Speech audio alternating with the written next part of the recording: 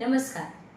आज आपण शेप शिकणार आहोत. शेपमध्ये 2D आणि 3D हे दोन प्रकारचे शेप असतात.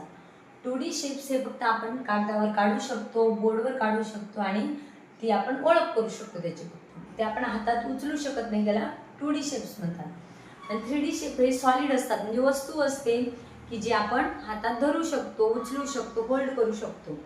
ओके. मग 2D शेप्समध्ये फर्स्ट आहे ट्रायंगल. ट्रायंगलला 3 साइड्स असतात, 1, 2 and 3 and 3 कॉर्नर असतात, 1, 2 and 3. ओके.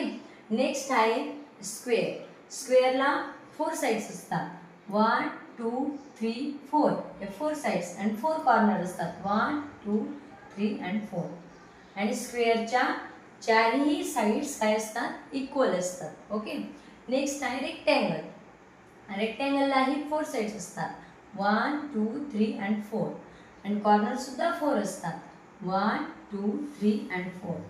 पण रेक्टँगल मध्ये काय असते की त्यांच्या अपोजिट साइड्स इक्वल असतात. ओके. नेक्स्ट लास्ट आहे सर्कल. सर्कल मध्ये no sides and no corner. त्याला साइड्सही नसतात आणि कॉर्नरही नसतात, तो फक्त राऊंड शेप मध्ये असतो. ओके. हे 2D शेप झाले. आणि 3D शेप्स मध्ये कोन. कोन म्हणजे आपला कोन, आईस्क्रीम कोन किंवा बर्थडे कॅप असते. वेगवेगळ्या प्रकारचे कोनमध्ये मेहंदीचा कोन असतो. ती 3D शेप झाला तो कोन. नेक्स्ट आहे क्यूब. क्यूब म्हणजे बॉक्स. बॉक्सच्या आकाराचं, जे म्हणजे त्याला पुढची बाजू बी असते, मागची बाजूही असते, जे आपण होल्ड करू शकतो.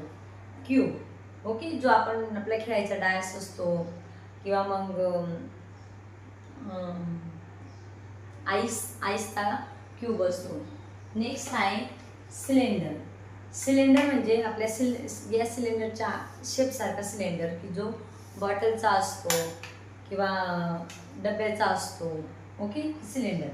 आणि लास्ट आहे स्पेअर. स्पेअर म्हणजे गोल, की जो एकदम असा गोल राऊंडचा आकार आहे, त्याला काय म्हणतात, स्पेअर.